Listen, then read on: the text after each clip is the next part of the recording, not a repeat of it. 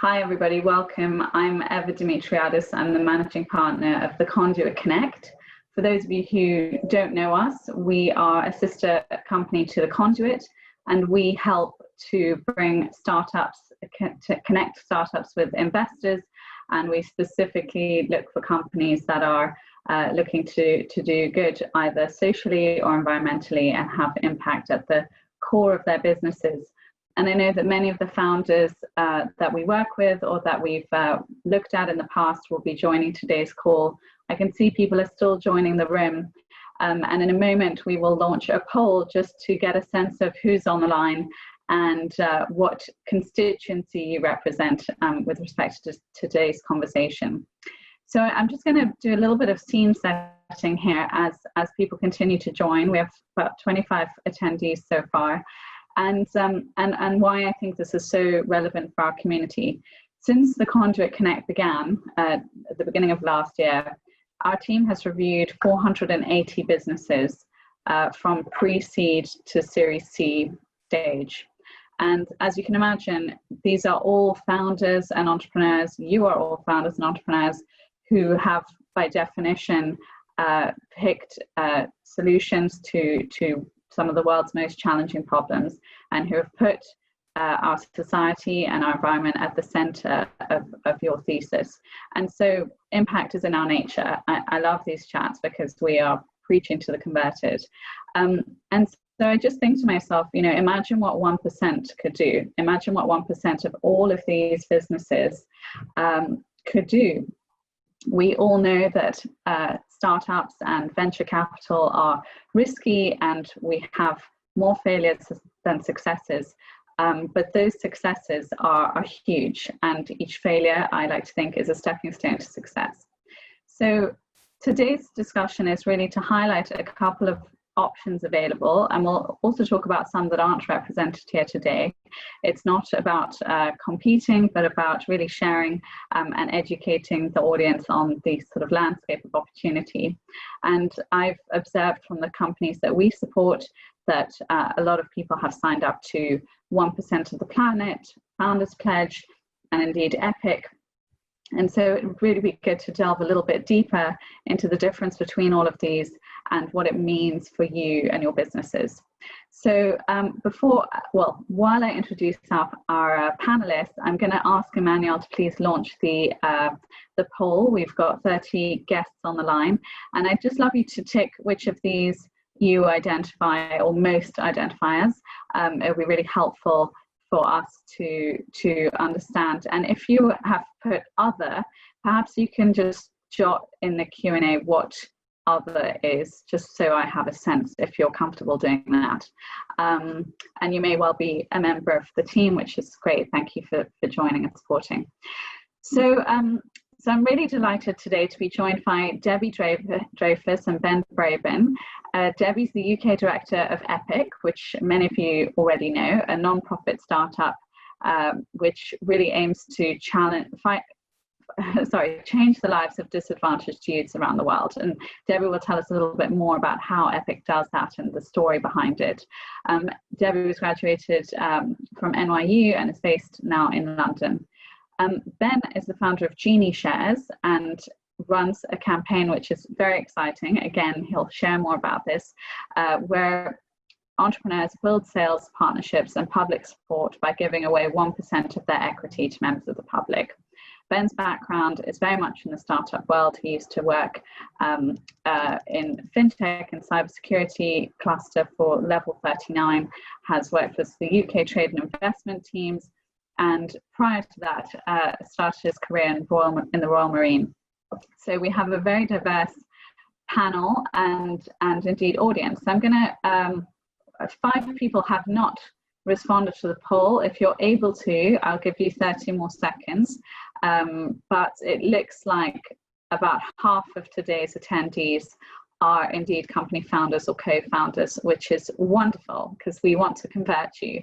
But for the 18% of you who are investors, we're going to convert you too. So I'm going to end the poll now and publish the results. And hopefully you'll now see on your screen that out of the 30 plus attendees of the audience. We've got 57% of you are founders or co-founders, 7% of you are working for startups, so not the founders, but you still have a very influential voice, and 18% investors, and some others who are looking to start a social enterprise in the coming months. Thank you, other, for joining. So I'm gonna hand it over to you, Debbie, to really kick us off. I would love to know, I think in order to understand Epic's sharing pledge, it's important to go back to the start of Epic Foundation and the story of Alexandre Mars and how it led to this idea. So can you give us a little bit of a prelude to set the scene? Yeah, sure. So Epic was started about 5 years ago by the serial tech entrepreneur, a Franco-American guy called Alexandre Mars. He sells 5 startups very successfully. And kind of while he's selling the 5th startup, he realizes he's got the momentum, the money, the contacts to basically do what he's always wanted to do and save the world. And you, 57% of entrepreneurs, you probably wake up every day and think, I'm going to change the world, but the average person doesn't do that. But Alex kind of realized this was the right time. And like any good entrepreneur, he does the market research. You know, he speaks to his techie, rather well-off mates like the Gateses and the Amidiars, and they all tell him the same thing, which is, don't build the Alexandre Mars orphanage in Cambodia or France or whatever it is. We don't need that. But what we do need is innovation in this sector, kind of your entrepreneurial thinking applied to philanthropy. So Alex kind of takes a year out, travels the whole world, speaks to everybody you could possibly imagine, but you know, kind of his subset is entrepreneurs and VCs, as well as family offices and policymakers, to kind of look for the need gap. I think we in the room were probably all familiar with the concept. The idea is people are here, they want to be here, sort of A and B, and if that gap is large enough, we can build our startup in that space. So Alex kind of went around asking everyone the questions, and whether they were individuals or kind of businesses, you know, he would ask, well, have you given kind of time or money in the last 12 months? And he was getting this kind of resounding reply from businesses, which is like, yeah, we really know we need to, but we kind of don't know how. You know, we want to give, we don't know how to give. And the answers to that, no matter where he was, no matter who was speaking to, no matter kind of company of what size, were always the same, which is kind of lack of trust. You know, I want to give to somewhere that I know I can trust. Lack of time, all my time is invested into the business, I don't have time to spare. And lack of skill. You might be kind of the number 1 e-commerce person, or you know, the number 1 e-commerce business in the UK. That doesn't mean you know how to choose really impactful organizations. Mm-hmm. So it's really kind of out of that Epic was created. Our mission, kind of broadly speaking, is to fight to change the lives of disadvantaged youth, and we kind of do that in 2 ways. The first is really key in kind of answering the trust part of the equation. You know, Alex looked around and he thought, well, where is their robustness? Where is their rigor? Because a lot of people were saying there's very little accountability in the sector. And Alex realized, well, it's in the VC world. So what we kind of do at Epic is really borrow that VC methodology and apply it to the third sector. And I'm kind of happy to go into it later if there's interest. But essentially, we have a portfolio of highly vetted NGOs and social enterprises, just like a fund would have businesses. We vet them, we monitor them for their impact, and then we raise money for them in innovative ways. And kind of the pledge is one of those ways.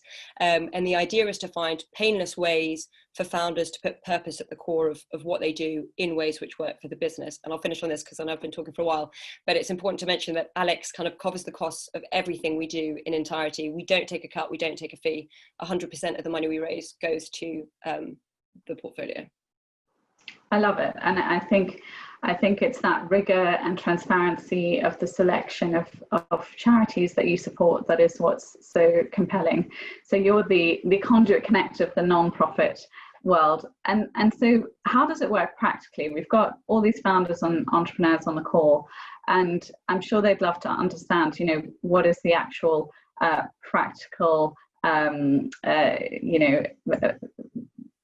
implementation of this pledge, and what is it exactly that they're pledging? So the one thing we realized that every founder has, whether you're kind of eating ramen every night or you're already a global success, is equity. And the pledge itself is really, really, really simple. You pledge a percent, it's of your choice. It can be 1%. It tends to be, I should say, between 1% and 3%, but you can choose, of your equity to social good. The idea being you don't give anything until you get anything. So it's only at the point of exit, IPO, acquisition, whatever it is, that you're actually giving back to social good, I should say. And the whole idea of the pledge, that it was created by entrepreneurs for entrepreneurs. You know, Alex sells 5 businesses. He knows entrepreneurs don't have time, they don't have money, or money to spare, we should say. So the idea is it's not legally binding. You don't have to pay for a lawyer. There's, you know, it's no changes to the cap table required. It's not legally binding. It's just a promise to yourself that when you make it, you'll give back. So it's typically 1% of your personal liquidity at the point of exit, not 1% of equity at the time of the pledge. Yeah, exactly. It's at the point of exit. And I should say you can make it on the business as well. And if you're a VC, it's a very similar concept. You just pledge a % of your carried. Same for kind of private equity. Brilliant. So Ben, over to GenieShares. When we first spoke, you used the phrase high impact philanthropy, which I love. So can you tell us a little bit about how you came up with the idea for GenieShares and how it differs and also is similar to Epic? Well, thank you. I'd be delighted. I guess for me, it really began about 2.5 years ago. I was running Level 39, which is a cluster of about 200 fintech and cybersecurity companies, and almost all of them business to business. So not really touching consumers' lives directly. And at the time, of course, the Brexit vote had relatively recently come through, and there were growing signs of disenchantment with technology businesses. Cambridge Analytica and concerns about embedded bias and fake news were all quite suddenly really building to challenge the status of the tech industry as a force for good. And so I found myself surrounded by brilliant people creating fantastic businesses, many of them really, really kind of compelling, charismatic, ethical people who had really not got an obvious way to engage with a much wider public. And as political support and media support for tech businesses and businesses more broadly was showing signs of ebbing a little, I was really concerned to figure ways in which we could kind of draw more people towards the cause without having to turn to technical or economic arguments, especially at a time when, you know, if Thomas Piketty is right, half of the developed world population, G7 population, certainly in the UK, have seen no increase in real incomes for a generation since the millennium. So telling people what we do is good for the economy, it falls on ears that have not lived that experience. And so it seemed to me we were in danger of appealing to the head with all these technical and economic arguments, but to people who weren't listening. And frankly, why should they? So I was curious, are there any precedents? Is there anything which shows that you can excite people, you can engage people with the brilliance of innovation and technology businesses without having to give them a lecture on tech? And I found a really interesting precedent, actually at a time when another sort of exercise in huge national cohesion building after the Second World War, the UK national debt was refinanced using a prize-linked savings mechanism, which many people may remember, may know for very well now even, usually in the UK called premium bonds. And what fascinated me, I read research done by a brilliant academic called Peter Tufano, which he wrote when he was at Harvard Business School. He's actually now the Dean of Said Business School in Oxford. And his research showed that this savings vehicle not only broadened the demographic profile of people who participated. In other words, more people on lower incomes took part in financing the reconstruction of bomb-damaged Britain, but in a way which massively exceeded the government's cost in paying for that activity. And this is key. What he really describes is something called a halo effect, how the behavior of a small number of people, in the case of premium bonds, the people who save and win big payouts on their savings, that changes the behaviors and the beliefs of many more people. It gave many people a sense they were taking part in an effort to, if you like, a collaborative effort to reconstruct the country, even among the people who didn't actually win. And I thought, here's a really interesting behavioral economics insight. Could we apply it to ownership? Could we apply it to capital? Could we, in other words, give many more people a sense they were really taking part in something which was a mutual exercise, not just brilliant entrepreneurs zooming off into fortunes? And so again, to the practical side of things, what is the GenieShares proposition? And I think you know very much are centered on the idea of entertainment and reputation building, and actually changing a brand's value. So can you talk us through that a little bit, and maybe mention the pilot that you've already done? I'd be delighted. So the proposition is very simple, and in many respects echoes the EPIC pledge, in that it is something which is designed to be simple and uncomplicated for entrepreneurs. We above all respect the challenges that you face, especially at a time when perhaps you're being particularly concerned about cash and runway. So this is something which requires no cash. It is, like EPIC, a pledge that you don't have to give until you get. And so very simply, you make a pledge, and we suggest 1% of your equity. It can also be 1% of sales if that is more appropriate for you. And that pledge is one which you can actually fulfill later. But critically, as you say, Eva, it's something which is partly a theatric act. We're trying a little bit perhaps like Willy Wonka, for those of you who are familiar with Roald Dahl's story about golden tickets in chocolate bars.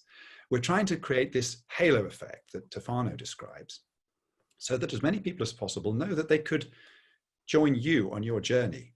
Because the attention grabbing bit is the possibility of owning a piece of your equity. But the thing that really brings the most value is owning a little bit of your hope, your ambition, joining you on that journey, whether you are successful in commercial terms, economic terms or not. The opportunity for people to be drawn alongside you is incredibly valuable. And to illustrate that, certainly we conducted a pilot in the autumn of 2019, when a very charismatic entrepreneur called Peter Kelly went into the job centre in Plymouth that he used to sign on in before he set up his business Employable. And he gave away 1% of his business, which had just raised money at a valuation of 3 million, to somebody who was signing on for Universal Credit, somebody called Jody. Now, 7 or 8 months on, Employable has gone from strength to strength. And of course, that decision to make a GenieShares pledge was only part of it, but sales have grown in the hundreds of percent. And Peter is now talking to investors about valuations that are more than 4 times, I believe, what he had just raised at. In other words, he gave away 1% and quadrupled the value of his business. Now, I think even the most hardened, cynical investor would see that that was a very good use of that 1% of his equity. Meanwhile, Jody, as you see in the 5-minute pilot film we made, which you can see at GenieShares.com, Jody experiences a transformation. Many people notice in her body language before she received the pledge and after. But actually, she uses the word ownership very powerfully. And in the months since, not only has she found a job, she is actually now collaborating with Peter and his co-founder Kieran to set up her own business. And she continues to, of course, own that equity. So there's this wonderful difference in the beneficiaries that you're offering your solutions to. In a way, EPIC, the pledge may end up resulting in funds being driven towards one charity or even a compilation of charities. And in GenieShares, it could be as direct as a single beneficiary whose life dramatically changes, even before there's any concrete value attached to the equity. And then I suppose it's worth mentioning a couple of other models that some of the audience might be familiar with.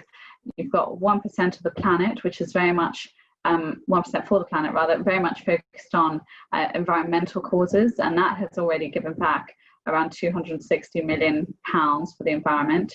And then, of course, Founders Pledge, where over $2 billion have been pledged. And in that model, a bit similar to EPIC, you donate a meaningful pledge of your personal proceeds at the point of liquidation. So the founder chooses the amount. And so I suppose, Debbie, going back to EPIC, I know there's been an exciting exit on the horizon at the moment. So can you tell us, firstly, how many people have signed the EPIC pledge? And then give us a few examples, and in particular, this one that's very close to converting. Yeah, that one is, I'll save that one for the end. So we kind of launched the pledge meaningfully about 18 months ago. We have 200 signatories, and they are mostly entrepreneurs, but also VCs and kind of private equity funds. We have loads of exciting pledges. I mean, in the UK, actually, with kind of within the Conduit, you've got Eva-Maria of Silvestre, who we love. Environmental, you've got one of my favorites is the smiley, the guy who owns the smiley, so literally the yellow smiley face, the license for that everywhere outside the US, which is my personal fave. I can't believe someone owns that. I know, it's mad, isn't it? He's such a cool guy. Does he also own Winky and Blow a Kissy and all the others, or just Smiley? I think just Smiley. But their offices are like it's like Disneyland. Not even, they're unbelievable. So he's signed, which is amazing. The guys that are bringing the e-scooters to London now, you've got Voy and Dot, they've signed. We got really cool VCs, some that, Ben, I think in your kind of in the fintech lane, some of the guys who invested in Curve and TransferWise, which are kind of Kima Ventures and BAM Ventures, and you get it, lots of exciting names. But the big news is that the founder of Giphy, Alex Chung, you guys may have heard, have just been acquired by Facebook, 400 million, and Alex Chung has taken the pledge. So that's kind of in the process, and that money will kind of be making its way over to Epic and to the portfolio. And as Eva said, you can choose the organizations you want to give to. You can go theme, geography, you can cherry pick, or you can give to the whole portfolio. So that is obviously, that's a significant. And how many charities are currently in the Epic portfolio? So we've got 26 organizations, all focused on children and youth, and they are all over the world. So you've got kind of 4 in the UK, but they're also across the US, East Africa, Southeast Asia, but 26 organizations. It's kind of a rolling portfolio, I should say. So we work with the organizations for 3 years. So we feel we can make 3 years minimum, so we can make a meaningful difference and kind of really get to know them. So, but 26 at the moment, yeah. Brilliant. Well, I did say before the call that I really wanted a number from Debbie, but she's being very cagey. So as soon as you find out, please let us know. I would love to know 6, 7 digits, where it's going, and for us to track that impact. I think it's such a wonderful example for us and for the founders on the call to just show how incredible that small action can be. So I have a pretty boring question next, which is, I love the practicalities, right? I like everyone to feel like they know exactly what they need to do next if they're interested. So you alluded to this earlier, Debbie, but maybe a question for both of you. Are there any tax implications resulting from pledging equity to a cause? And do you need to register this in any formal way at the point of pledging and indeed at the point of conversion? Ben, do you want to, or should I kick off? After. So there definitely are tax benefits. It's kind of a boring question, but a great one. But I'm going to be kind of annoying about it because I'm not allowed to give tax advice, but suffice it to say that there are tax benefits. It depends as to which country you're in. We're allowed to kind of suggest things, but I can't recommend. And the whole idea of the pledge, and I think it's similar with Genie Shares as well, is at the point of the pledge, you don't do anything. Like I say, it's just a promise to yourself. It's kind of, not legally binding in that sense. And also similarly, when you exit, the idea is for the most part, the easiest way to do it is once you have kind of your pot, you give a percentage of that. And that is actually a really, really simple way to do it. So you can declare it as much as you want. And in terms of declaration, we'd love you to talk about it publicly on your website. But it kind of, that's the simplest way to do it. And the only tax implications are good ones, I should say. There are tax benefits. I mean, I'm actually just thinking now, I wish I'd thought of this before, we could have done a poll, but I wonder if people generally find it more compelling. And also from a reputational perspective, are you more impressed by a company that as a whole pledges 1% of gross profits to a cause, or by a company whose founder or 2 founders have pledged 1% of personal proceeds? It'd be really interesting experiment to sort of understand which of those captures the hearts and minds of consumers more. So then a kind of an awkward question, I suppose, which links to that, which is, from my vantage point, I see that as entrepreneurs become more successful at every fundraise, they become more and more protective of equity and want to avoid dilution, and it becomes very much a percentage point game and even point percentage points. So how do these conversations go down when you approach entrepreneurs, and do you find it's easier to convince them right at the beginning of their journeys, or and are there any notable differences even across audiences?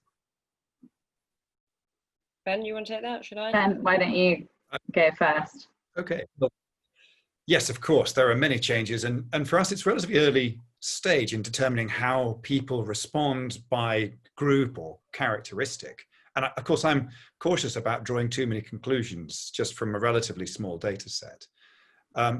But I'd observe this, that among those who have responded, a common characteristic is that they are not only driven and determined and very capable, as you'd expect of entrepreneurs, but they also have other markers of public spiritedness, sometimes public service. So we've had a number of people who have been in public sector roles, perhaps before setting up their business, or who are very active as volunteers or carers. And at a time when so many people are drawn to the vital role of key workers in our society, many people have actually explicitly been saying, I want my pledge to go to a key worker or a carer or a volunteer, because they want to signal their recognition of the importance that every one of our businesses should perhaps be placing on people who don't usually get a seat at the equity table.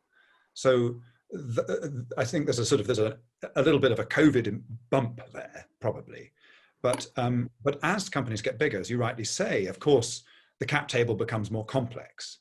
And so quite understandably, some entrepreneurs might say, well, I want to do this, but I need to be quite careful about the voting balance. Of course, we can work sympathetically to make sure that the vote stays with the pledger. As Debbie's pointed out, of course, you retain your rights up until that point of exit. You're essentially bringing a friend with you, a friend who's almost symbolic of the community of which your business is a part. And I guess, to put this into a broader economic context, we should perhaps all consider that as the economy continues to consolidate around technology, if we want inequality not to reverse, but at least just to not become even more pronounced, then certainly the economic models of people like Thomas Piketty are that we will need to allocate between 0.8 and 1% of the capital value, not the income, but the capital value of business will need to be redistributed on an annual basis. So this is a relatively small step in a direction which I think we're all going to have to get more used to. And of course, a warning shot in that coming battle about tax and distribution was fired a few years ago by the then Shadow Chancellor, John McDonnell, when he suggested 10% of ownership of companies should be in employee ownership. Actually, in a gig economy, we must look beyond employees. We've got to consider business in our society. Absolutely. And I'm looking also at the 1% for the planet piece, and it's very explicit there that when they talk about 1%, it doesn't have to be equity, it can be sales, it can even be time and services in kind. And I think if we did a retrospective analysis of the activity, even if we just took London over the past 5 months of businesses that have had the means to do something, I think you could probably go back and say, wow, you pledged 6%, 10%, 20%. You didn't know it at the time, but you've been feeding the NHS, you've been stuffing food banks, you've been I think so many companies have really won our hearts and respect through the actions that they've taken during COVID, and without even having formally done something as explicit as this. So we're starting to get some great questions in, and please do add questions if you have any. One was from Ibrahim Bababola, who's the founder of Muster, an incredible Nigerian startup that helps to make it possible for young people to rent a room in a flat, something that we would all do very normally in our 20s in the UK or the US. But in Nigeria, it's really difficult to do that because of the rental structure. And if you're a woman, you can't even do it because you have to be married to rent a property. Outrageous. And Ibrahim's made that all possible. So his question was, sorry, I'm giving you a little plug there, Master, but his question was, what happens after equity is pledged? Is it only triggered at the point of exit? So I think we've answered that.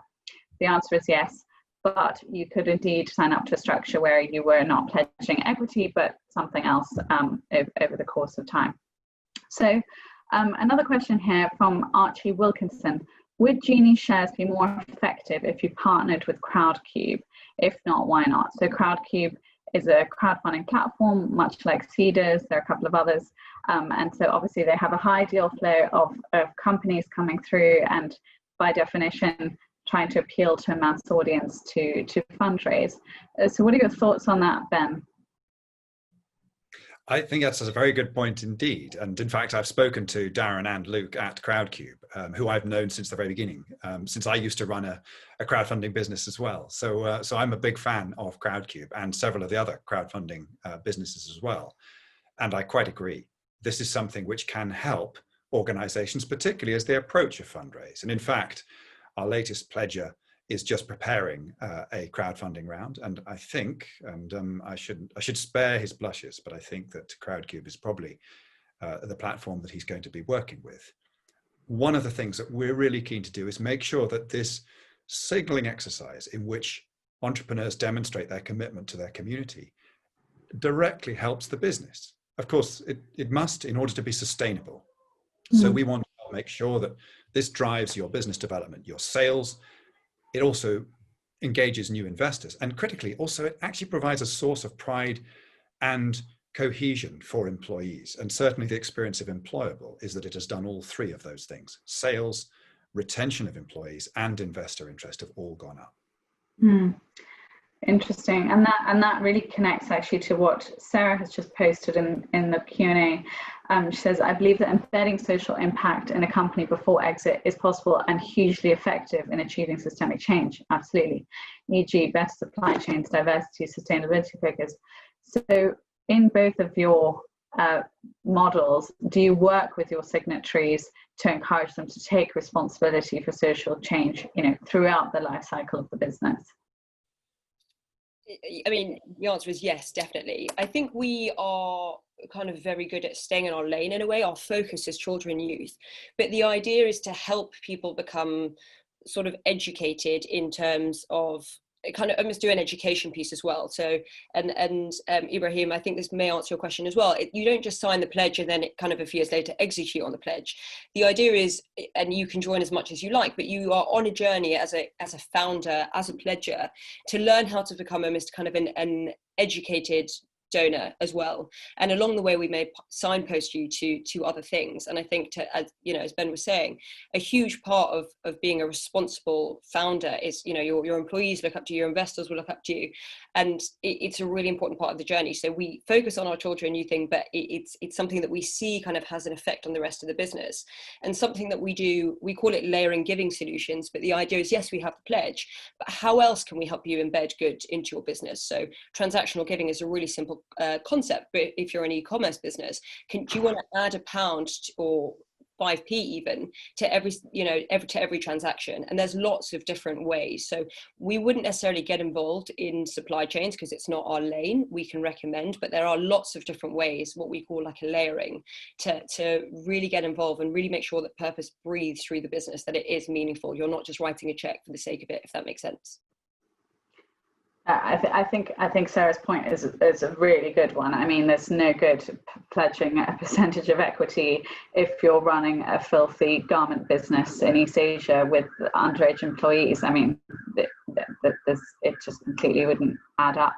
And then a good insight from Danny Witter. So Danny is the founder of a company called Work for Good, which is a Conduit Connect company, and very much related to this space. What Work for Good does is it makes it, sorry, ambulance go by, but it makes it possible for companies and for-profit organizations to do causal giving. So as an example, you go for dinner in a restaurant and you book the charity table, and all proceeds from every dinner at that table go to a charity or a selection of charities chosen by the restaurant, but you as a diner become part of the experience because A, you know that that's what's happening at that table, but B, you can choose, which of the 4 pre-selected charities or maybe all of them that you'd like to sort of donate the proceeds of your dinner to. So what Danny says here, which I think is a really good point, is that from his perspective as a founder and obviously linked to the business that he runs, he feels reputationally and in terms of value, that companies giving a percentage of sales along the journey is more powerful and attractive for the company brand than an individual pledge many years away. That also might not realize that, let's be honest. I suppose there's a difference between percentage of sales versus percentage of profits, because at the beginning of a company's journey, cash is king, and so there's a balance to strike. Please do keep the questions coming in. These are really great. So Debbie, you touched on the sort of transactional giving. What are the other methods that Epic uses? First of all, work for good. I think possibly your name was Ben. I think we should chat, because we do something very similar involved with restaurants, and I think it would be really, really cool to combine. So with the big mama restaurants, Gloria, and I'm going to butcher the name, but Circulo Popolare. You London people may know, but exactly. Yeah, I know. I will connect you guys after this. Thank you very much. So, you know, the idea is you put you add £1 to every bill and you find out about the charity that you're supporting, which is really, really fantastic. The idea of transactional really, really works everywhere. So we were approached by a bank 2 years ago that was saying, you know, we can't retain. And I think when I left school 10 years ago, everybody wanted to work in a magic circle or firm or a big bank. Now we see that, you know, people will work for a significant salary decrease to work for, you know, kind of a GenieShares and Epic, a startup. Until this bank approached us and said, we can't retain people, help us. So we sat down with them for a year and we realized, well, why don't we do this thing? It's never been done before. It's called Hedge to Pledge. And the idea is that on every Forex transaction, they will offer the opportunity to donate what's called the PIP. So it's the fourth digit of the comma on every transaction, the dust on every transaction, but times by millions of transactions, all of a sudden that's really exciting. And then the bank matches the donor. So all of a sudden you've got kind of, you know, your kind of small streams, big rivers. We love that concept. And obviously the bank loved it because it had never been done before. So the idea of transaction can really be applied to anything. And we love that idea. As I said, and I think again, to Ben's point, the percent pledge, it can be applied to equity. It can be applied to really anything.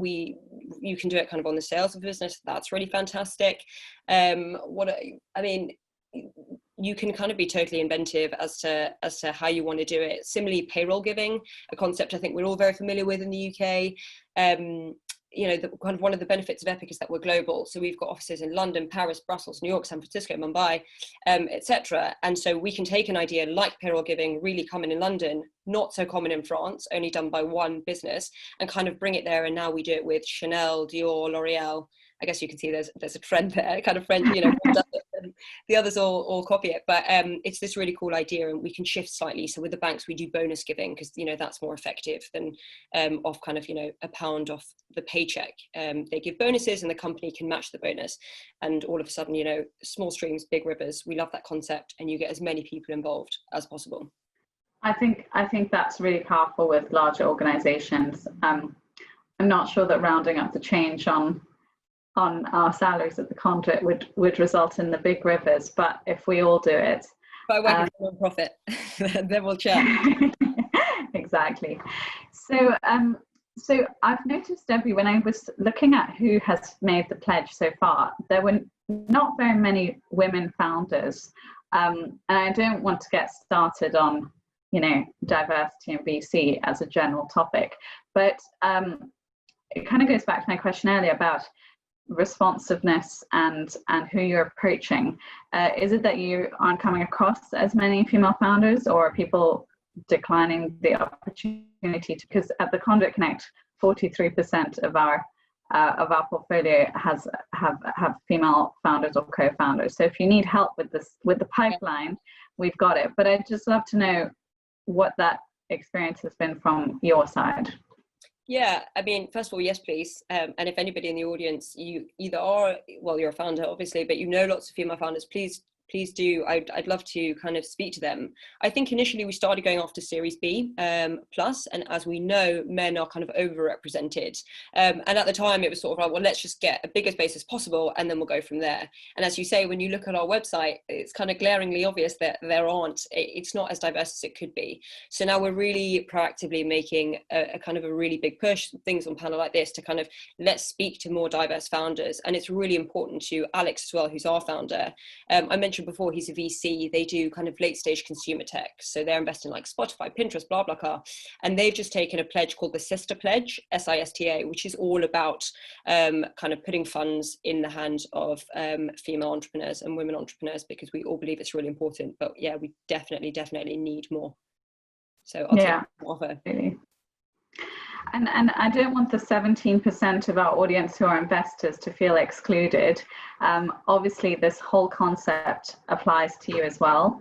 You can pledge a percentage of your exits, and we're happy to help facilitate that. And some of you may know the Conduit also is gearing up to launch a Conduit Foundation. And so one of the ideas that I've toyed with is it would be wonderful if we could eventually create some circularity, a virtuous circle in this ecosystem where proceeds can then also be used for either venture philanthropy or philanthropic giving. So question, yeah. Am I allowed to jump in? Sorry, at the risk of speaking, am I allowed to jump in for the investors? Because I mean, as a pledge on anything, but we've also seen really cool things. Obviously, we think you should all pledge. You pledge % you're carried, you can do it individually with your partners, that's great. But we work with a number of VCs that do really cool things. So you've got FJ Labs, for example, Fabrice Grinder in the US, and that's in their welcome pack. They've got a one-pager on Epic, and it could be Epic, it could be GenieShares, it could be any concept. But if you include that in the welcome pack, you're really saying something about yourself and kind of what you're about, and we love that. You've got, I'm going to butcher the name, but Crédit Mutuel Innovation. Let's call them CMI. I think that's perfect. That was beautiful. Thank you very much. One of the biggest investment funds in France, 250 million early and seed stage, and they've agreed everybody who makes a pledge, this happens to be an Epic pledge, but they will match it as well. So I think you as VCs, first of all, take the pledge. You can really feel empowered to encourage your portfolio to put purpose somewhere important as well. And just to clarify, some of the investors on the line are individual investors, so angels or managing their own portfolios, possibly alongside other work. But absolutely, the concept can apply to all. So, question here: it's a very excited member of the audience. Debbie, great pitch. I'm in. How do I sign up to the pledge? Are you only looking at Series B? Absolutely not. First of all, thank you and welcome. You can take the pledge at any time, whether you're pre-seed or unicorn, and you basically, I mean, Eva, if you're happy to share afterwards, I can send you the link to the pledge. It's one. We'll send a follow-up tomorrow with all contact details. Brilliant. And you basically go on and you sign online and you become part of this global community that is impact driven with founders all over the world. That my job and also my team's job is we're there to connect you. You know, and I should mention that Ben is actually one of our ambassadors. So this is kind of a joined movement, a joined mission. We're all in it together, but it's really easy. We are a global community. We work at Epic to connect you with all your VCs, but go online, take the pledge. It's so easy. Yeah. And that's what I think is so amazing, is that what you're doing is not mutually exclusive. So someone can sign the Epic pledge, and at the same time, Ben and GenieShares could potentially select you to do one of their incredible videos that then shines a spotlight on your business and how you have chosen to make this part of your journey. So as we wrap up, I'm going to ask Emmanuel to put up the second poll, please, which we've already had a bit of a spoiler from one of our guests. But, you know, based on today's discussion, whether you're an investor or a founder, or perhaps not a founder, but someone who's working with a startup, and if you're ticking I'm interested, that suggests to me that you might have further questions. So please do pop them in the Q&A. Is there something or some element that leaves you unconvinced? And if there is, maybe we can try to tackle it in the next 5 minutes. Everyone's being very polite. I'm not convinced. No one has said I'm not convinced. So we've got 62% of you have voted. So if you're still looking for the button, if you were sort of checking your Gmail and now you have to find the right screen, give you another 30 seconds to do that. And so Debbie, how long is that? How many founders, just remind me, have signed, and how long is your sort of pipeline of current conversations? We've got about 200 founders. We've had, in about 18 months, we've had 15 exits. In terms of length of time, people can sign just before exit. It can be 5 years, it can be 10 years. Obviously with funds, it tends to be longer. I just want to highlight Ben's point because I think it's really interesting. And the nice thing about the pledge is that you can take it from a personal view, but as Ben was saying, from a business perspective, sorry to jump, I just think I love this about the pledge. You know, the pledge answers, I think, every leg of the tripod. Your investors are asking more and more, what is your ESG policy? And you have to have an answer.